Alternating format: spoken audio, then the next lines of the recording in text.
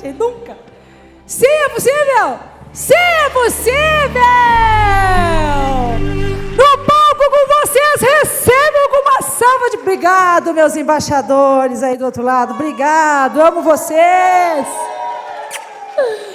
Recebam com uma salva de palmas um dos maiores auditores do país. Ele que revoluciona o financeiro das empresas, Hildo Alegria.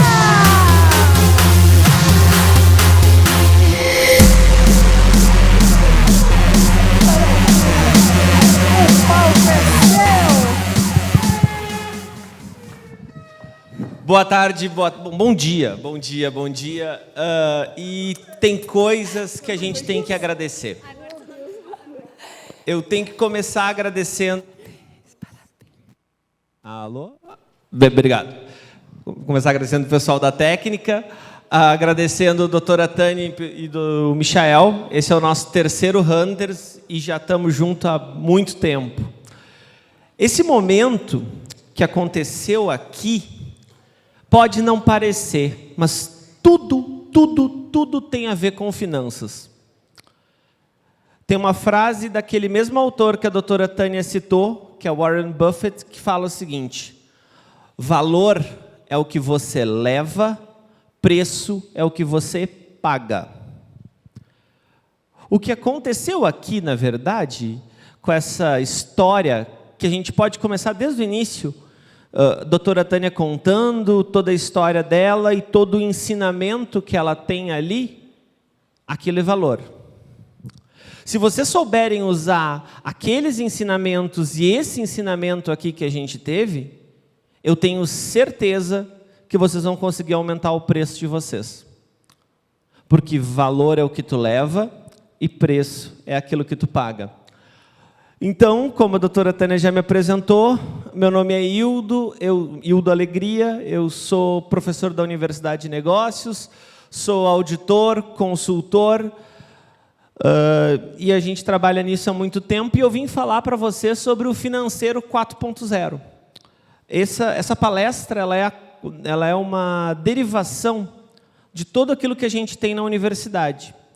Porque na universidade é aonde a gente tem, de fato, grandes histórias de crescimento operacional, financeiro e entre outras.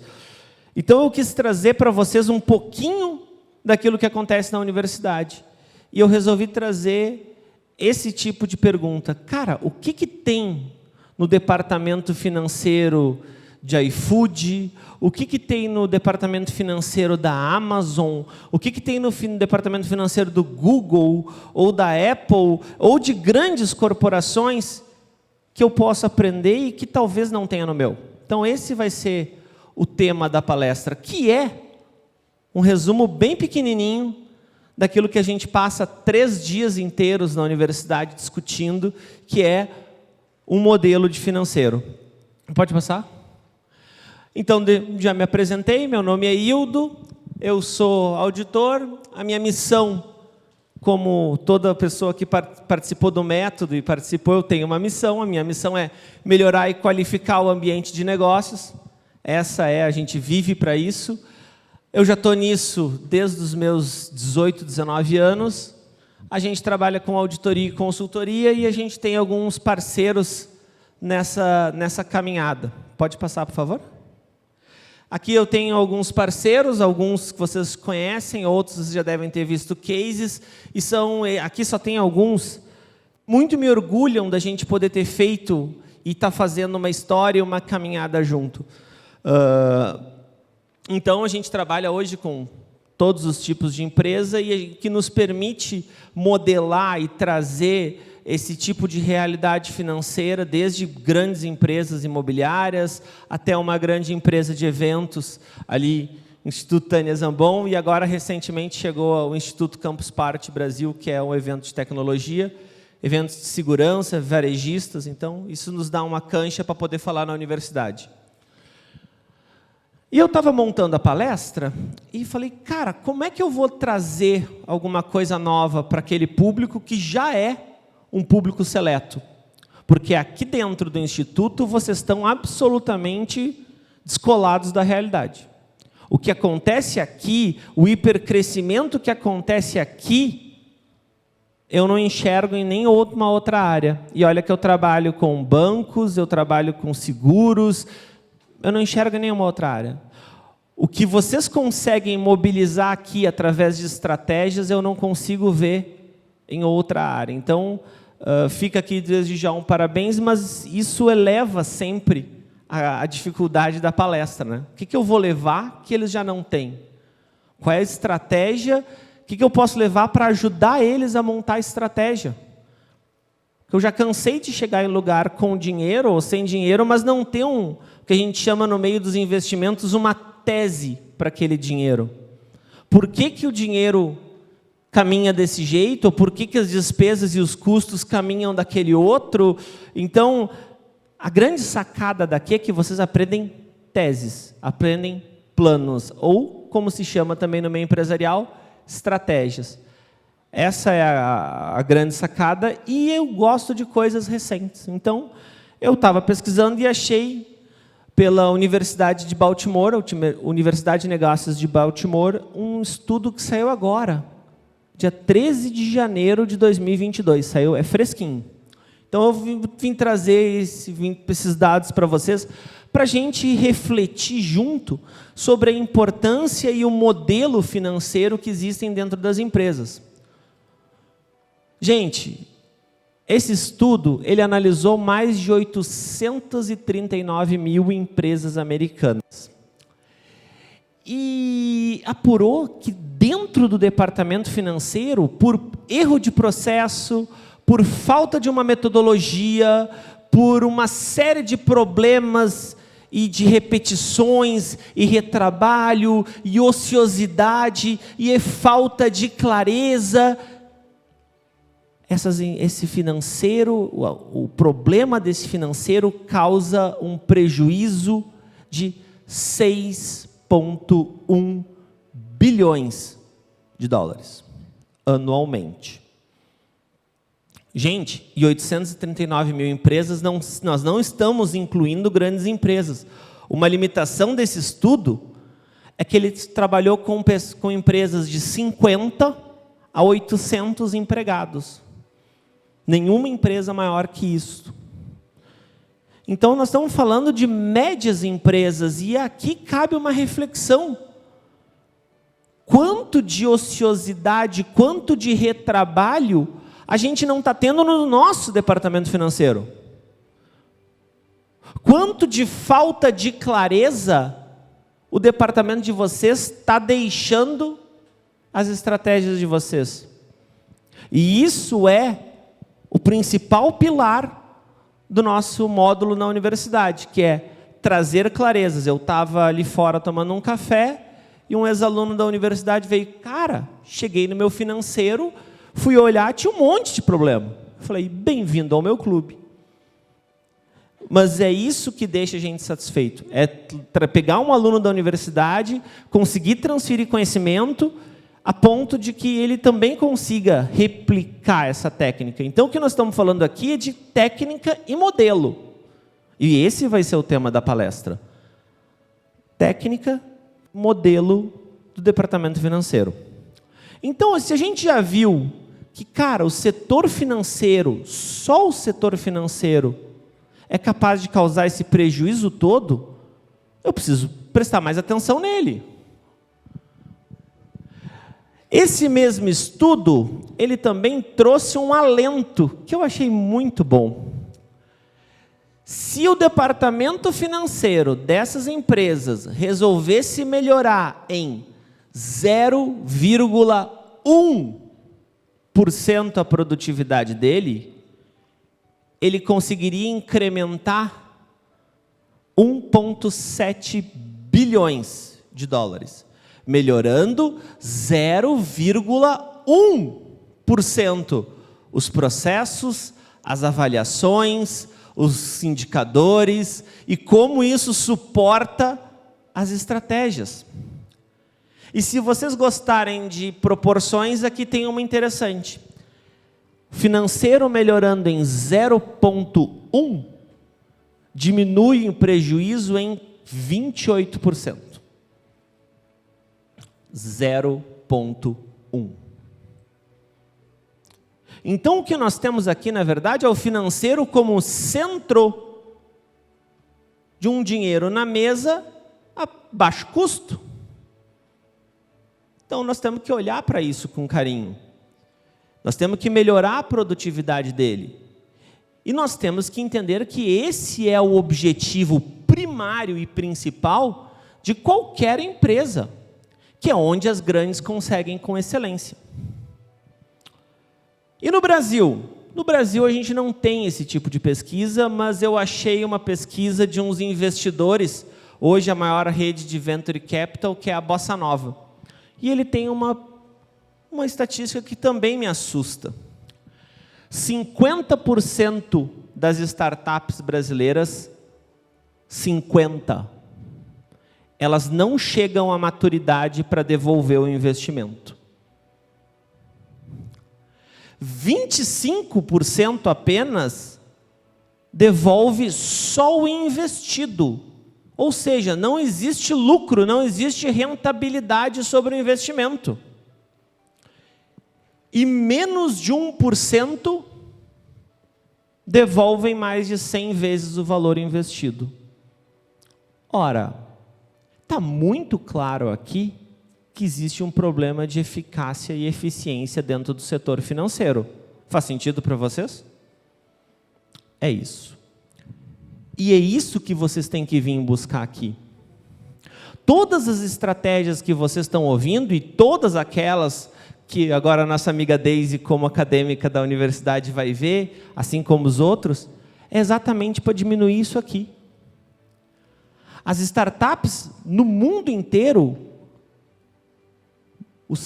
a segunda maior causa mortes de startup é falta de caixa. E tem uma frase que eu falo muito na universidade que diz assim: faturamento é ego, lucro é conceito e o caixa é rei. Gravem isso. Faturamento é ego, lucro é conceito e o caixa é rei. Todo mundo sabe que em consultoria minha, a primeira parte que eu começo a trabalhar é o caixa. Porque é onde a gente vive, é onde aperta o calo do empreendedor. Depois nós vamos ver desempenho, DRE, valuation, crescimento patrimonial e todas as outras métricas que a gente pode trabalhar dentro do financeiro. Agora, a dor imediata, o calcanhar de Aquiles, o ponto nevrálgico é o caixa, tem que ser o caixa. É por ele que nós temos que avaliar a nossa lucratividade.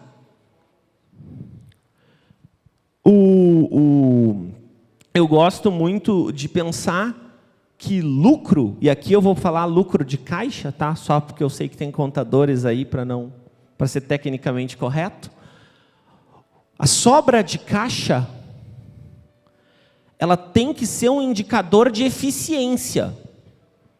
Ora, se você fez tudo certo, se você cortou os custos e despesas, se você implantou as estratégias que você aprendeu aqui na sua empresa, eu tenho certeza que vai entrar mais dinheiro do que sair.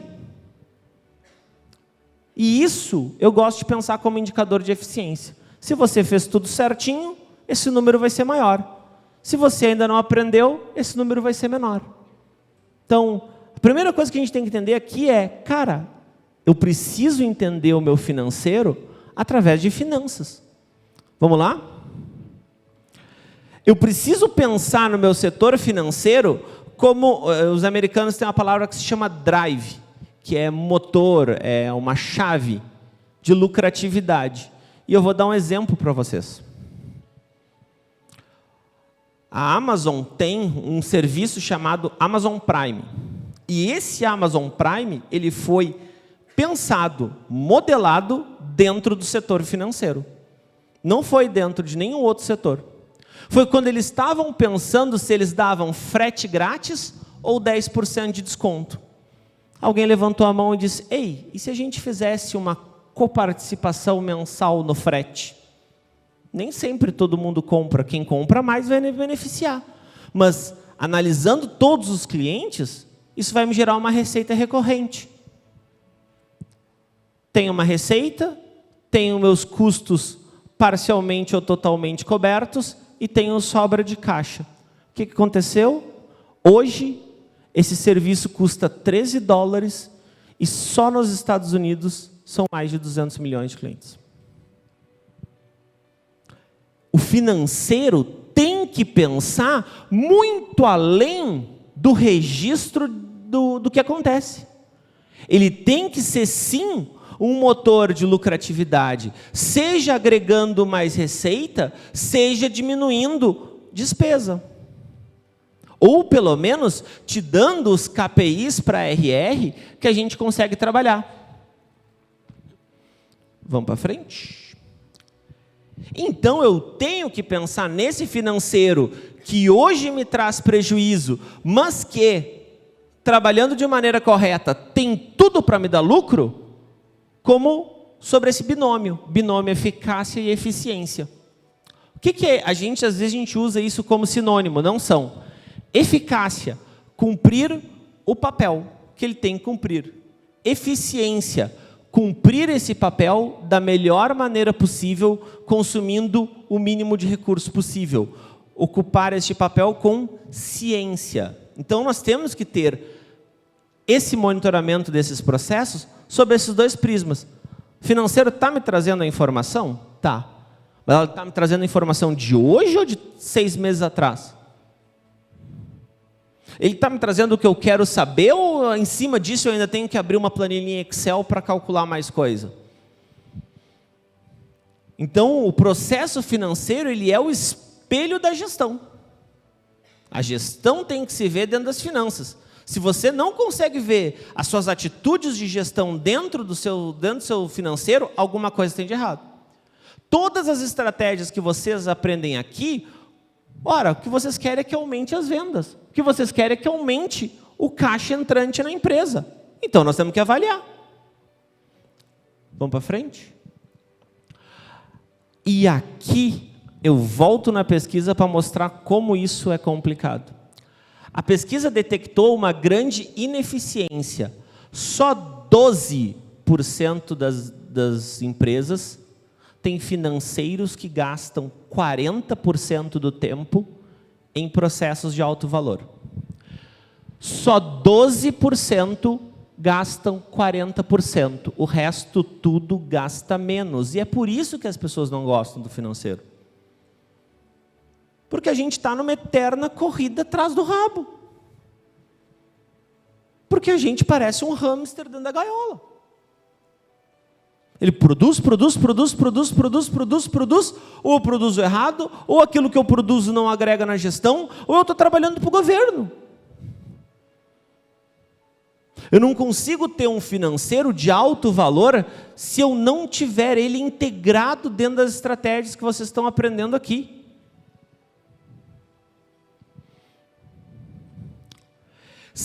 E aqui vem em linha com o que a doutora Tânia estava falando de manhã. Sem processos definidos e monitorados, não tem insight. Cara, e se não tem insight, não tem lucro, não tem despesa, ou ainda tem despesa que não é necessária. Processos definidos e monitorados. Ok. Se você tem isso, se você tem determinada linha de negócio, como você sabe que aquilo está dando dinheiro? Ou como você sabe que você está recebendo dentro do prazo desejado para não ter descasamento de caixa? Ou como você sabe que o seu custo está refletido dentro do seu preço? Isso é pricing. Isso a gente tem uma sessão específica dentro da universidade, onde a gente passa 8 estratégias de pricing. Por quê? Porque a gente entende que isso é um processo que tem que ser definido e monitorado. Tá bom, Hildo, mas o que essas gigantes, o que o Vale do Silício produz de especial? O que os grandes unicórnios no Brasil têm de especial dentro do departamento financeiro? Vamos então começar a definir. Primeiro, elas têm macrodefinições. O que são macrodefinições? Cara, primeiro eu defino o processo. o que o financeiro da tua empresa tem que te responder e quando. Esse processo está alinhado aos demais? Então, se eu trabalho com muita receita com cartão de crédito, tem como eu cruzar isso com as vendas? Tem como eu avaliar isso junto com outros custos referentes ao cartão de crédito? Este processo que eu quero que o financeiro monitore, está alinhado com os de outros? É o primeiro ponto. Segundo ponto, monitoramento e controle. Ok, como eu sei que aquele processo está rodando?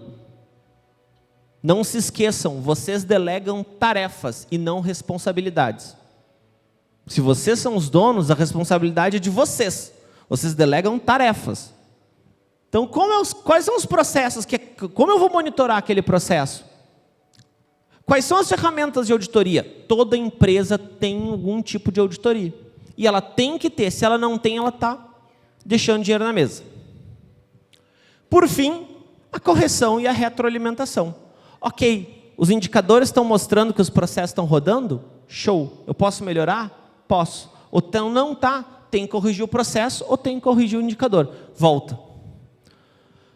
Vamos dar mais um zoom. Isso aqui são os grandes processos. Vamos dar um zoom. Ok. Quais são os processos basilares? Vocês podem controlar muito mais na empresa de vocês, mas basicamente esse é o que vocês têm que pensar em ter uma série de controles. A saída de caixa. Eu começo sempre pela saída. Todos os gastos estão identificáveis? Inadimplência está aqui. Quem trabalha com varejo ou que tem a questão de perda, está aqui. Pessoal que presta serviço, a ociosidade, está aqui na saída de caixa. Porque afinal de contas, você está pagando um profissional para ele não trabalhar. Então eu tenho, pouco depois, eu tenho as entradas e o equilíbrio. Por que primeiro a saída? Ora, porque o preço que eu vou cobrar tem que me remunerar pelo menos o que eu gastei. Quanto eu preciso vender para me cobrir as saídas? É o segundo processo que tu tem que começar a definir e estruturar.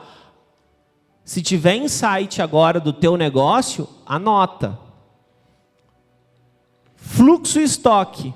Ok, Hildo, estou recebendo, estou vendendo, sei quanto eu recebo, sei quanto eu gasto. Ok, mas está recebendo dentro do mês? É muito mais comum do que se imagina aquilo ali.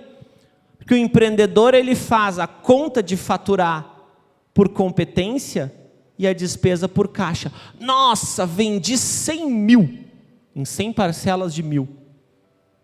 Não faz sentido nenhum. Até faz, mas tu vai ter que ter quantas vendas para cobrir teu custo? Muito mais. Aqui a gente começa a definir se a gente vai ganhar dinheiro no volume ou no giro. E por fim, os indicadores para RR.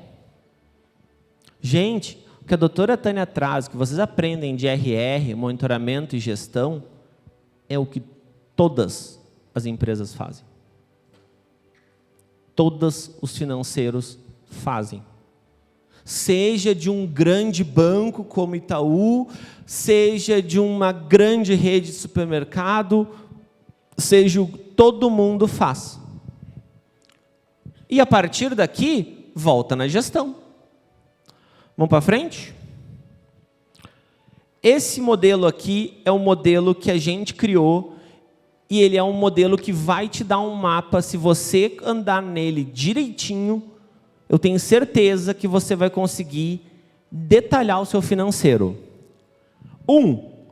Monitore a sua gestão de custos. Quais são os seus custos fixos? Quais são os seus custos variáveis? O que você entende como custo? 2. Despesa. Tudo aquilo que você paga e não está no seu processo lucrativo. Ou seja, eu tenho lá uma despesa de contador. Ok, é aí. Quais são as despesas do teu negócio? Investimentos. Quanto você ainda vai ter que tirar do bolso para botar no seu negócio? As capacitações são investimentos. E eles têm que dar retorno, por isso que está aqui. E circunstancialmente é capacitação. Pode ser uma máquina, pode ser uma sede nova, como a doutora falou. 4, aí nós vamos lá para outra ponta, receita. Como é que entra dinheiro no negócio de vocês? De que forma? Qual é o gatilho? Onde deixa o rastro dessa receita? Tá com nota? Não vou nem falar o resto. Está controlado? 5, contas a receber. Vocês têm que ter uma visão de pelo menos 10 dias do que vocês têm de contas a receber. 6, pontos de equilíbrio. Cara, quanto eu preciso receber aqui para dar conta de lá? Ó. O contas a receber, me fugiu uma coisa, é que vocês têm que monitorar a inadimplência. A inadimplência é um calcanhar de Aquiles. É aqui que vocês têm que ver se vocês vão apertar a régua de cobrança, não vão apertar a régua de cobrança, vão automatizar, não vão. Qual é a métrica? É aqui. 7, para quem, aqui não é todo mundo que tem, mas quem trabalha com estoque, grande rede de varejo é aqui. Inventário é aqui, CMV, custo da mercadoria vendida, é aqui. Então eu preciso saber se o que eu estou comprando hoje, quanto tempo fica estocado, quanto eu estou pagando, quanto eu paguei na última compra que eu fiz. 8, fluxo de caixa. Tá bom. Somando as entradas e as saídas, 2 para lá, 10 para cá, 9 fora, sobra quanto no bolso? Atenção, no bolso. Não, Hildo, mas isso aqui eu vou receber daqui a 6 meses. Ótimo, conta lá na frente. Hoje não. E por fim, quais são os seus indicadores de resultado? Se a gente for pegar, por exemplo, o Nubank, lucro para ele até então não era um indicador de resultado que ele desejava. Ele queria market share. Mas percebe que o financeiro estava alinhado a uma estratégia. Então, aquilo que vocês estão aprendendo aqui, de ter e definir estratégias, gente, levem para o financeiro. O que vocês estão tendo aqui é ouro, ouro purinho. Tem valor e não tem preço. Conhecer e aplicar estratégias, ótimo. Levem para o financeiro. Qual é o resultado que eu quero dessa ação? Vamos para frente? Ok, mapeou os teus processos, pelo menos naquelas áreas? Cara, não dá para abraçar o mundo com as pernas. Então, coloca numa matriz. O que é complexo e o que é fácil de colocar. Olha lá, o que é alta complexidade e alto impacto. Tem coisa que vai ser muito difícil de fazer, mas vai dar um grande resultado.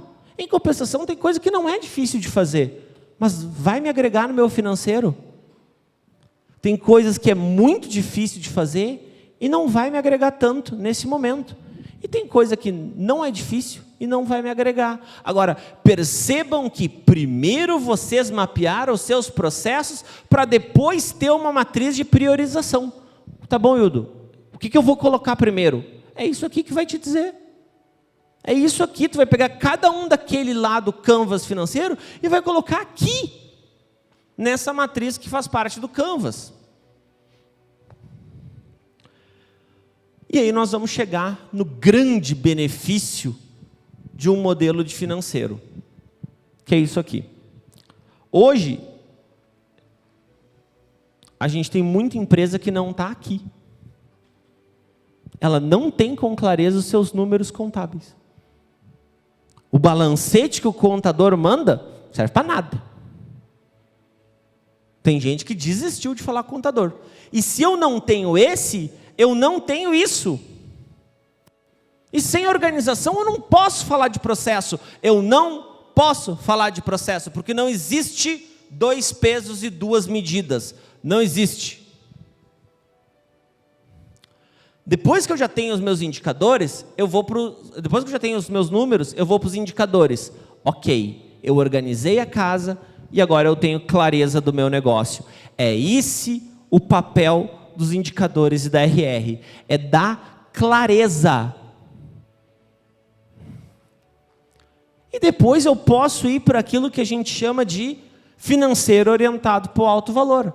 Cara, ano que vem, quanto eu quero gastar? Fazer projeção de venda, vocês estão aprendendo com os melhores. Mas nessa projeção, vocês estão colocando quanto vocês vão gastar? É isso que a gente precisa inserir. Depois eu quero saber o seguinte, vou precisar de investimento? Quanto? E lá no fim, a gente está chegando no topo da cadeia, que é o capital. Vou admitir um sócio? Não vou admitir um sócio? Vou vender a empresa? Vou vender uma parte? Vou segregar? Qual vai ser os arranjos societários que eu vou fazer para mim ter acesso a capital? Ah, porque o banco não me dá empréstimo. Nem eu daria. Tu tem um financeiro que está só na tua gaveta e a gente pode ter um financeiro que está só na cabeça do contador. E aí isso se agrava se a gente for levar o papo para modelos tributários, onde um vai dar prejuízo constantemente para não pagar imposto. E isso se agrava se um dia tu quiser vender a empresa.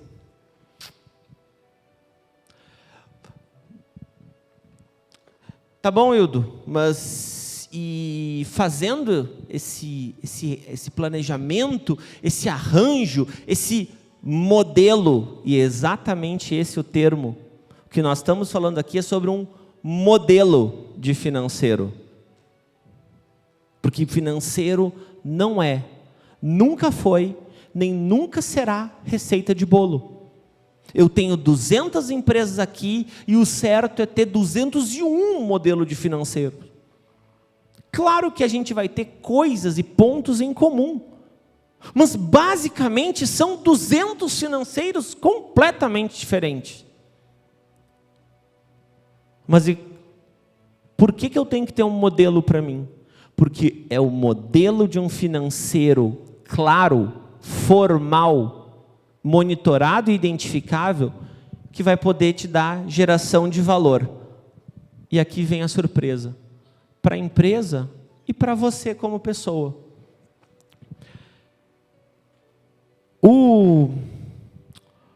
Existe um... Não tinha um slide antes? Desse? Ué, passa um para frente e vê. Faltou um slide, mas tudo bem. Volta lá que eu seguro. Dentro do modelo de valor de financeiro, a gente aqui tem o pessoal, que seria o fluxo de caixa de vocês, como pessoas. Cara, hoje só tem esses 4 quadrantes, e no mundo inteiro só tem esses 4 quadrantes. Ou você é colaborador, que você troca o seu tempo por dinheiro, também conhecido por empregado. Depois você abre uma empresa. Você vira um autônomo. Você é um dono de um pequeno negócio, mas ainda troca seu tempo por dinheiro. Aí depois você passa para cá. Dono de um negócio que consegue rodar e se manter sem a sua presença. E aqui é o Olimpo, quando você vira quase que um investidor.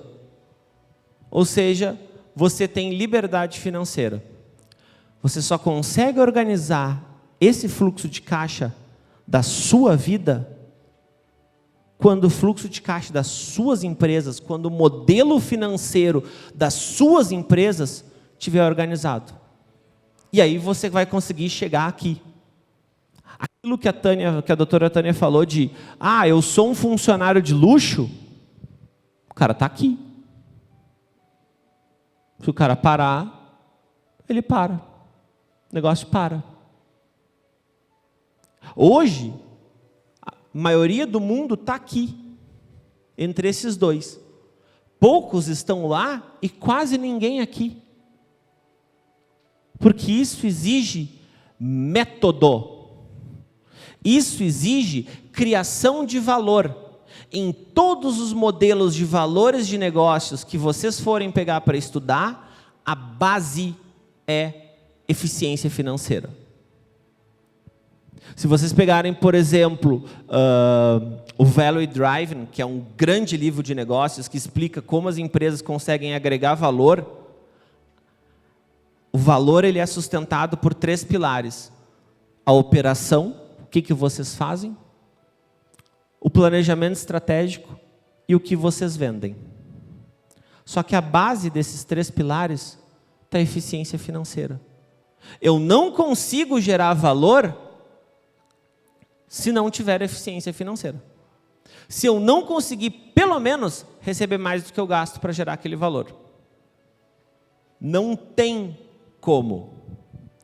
O que vocês estão aprendendo aqui em estratégia, basicamente é isso.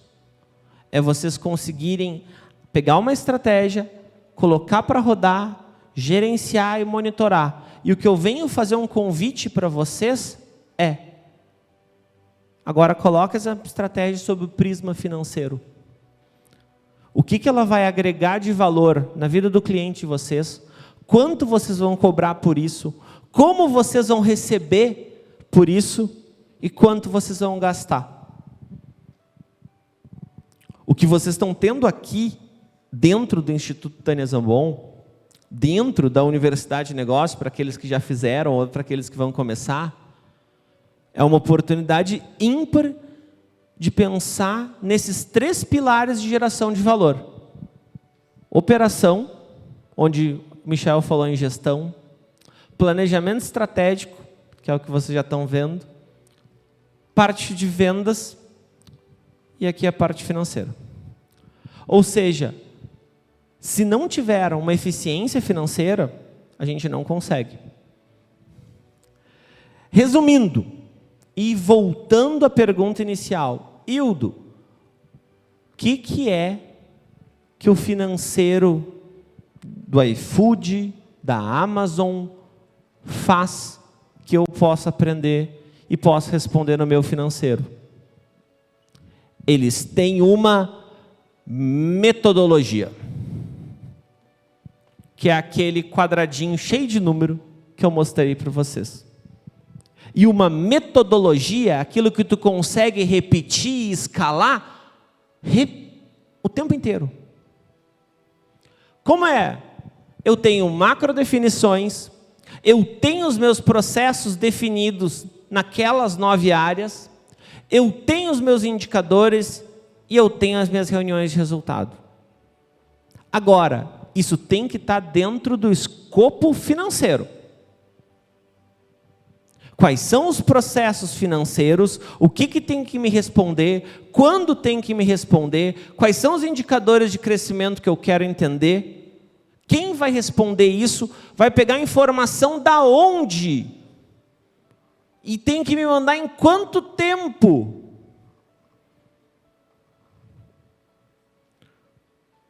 Para aí sim a gente voltar para aquela reunião de resultados e fazer as correções necessárias. O financeiro, ele é como um exame de sangue. Sei porque fui fazer o meu recentemente. Tu vai lá, estica o braço, ele coleta teu sangue e diz assim: Hildo, você está com triglicerídeos alto. Mas raras vezes ele te dá um remédio para aquele triglicerídeos. Ele te dá um remédio que muda o seu hábito ou o seu comportamento. Hildo, caminha, que vai baixar o triglicerídeos. Percebe-se por que eu estou com o meu triglicerídeos alto, né?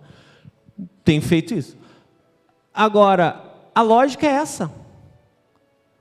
O financeiro é um exame de sangue. O remédio e a cura não está nele. Está aqui. Dentro das estratégias, dentro da correção dessas estratégias que vocês estão aprendendo aqui. Eu gosto muito de Eduardo Galeano, que diz assim... Eduardo Galeano, para quem não conhece, é um escritor uruguaio, e essa é uma das minhas frases favoritas.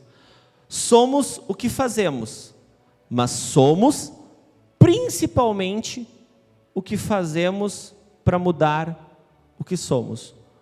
O financeiro de vocês não é esse financeiro que está na cabeça de vocês. Ele é aquilo que vocês vão fazer imediatamente depois que saírem daqui. E com a constância que vocês acharem que devem.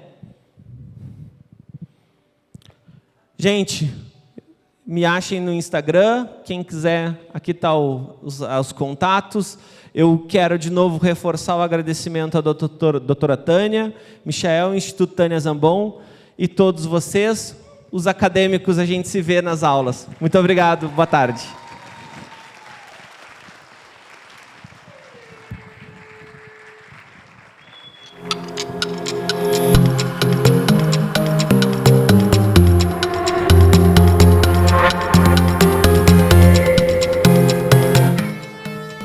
Pessoal, gostaram da aula do Hildo? Não. Show de bola. Pessoal, um recadinho então, tá? Para quem já garantiu sua vaga, parabéns a todos, garantiram a vaga aí na universidade na próxima.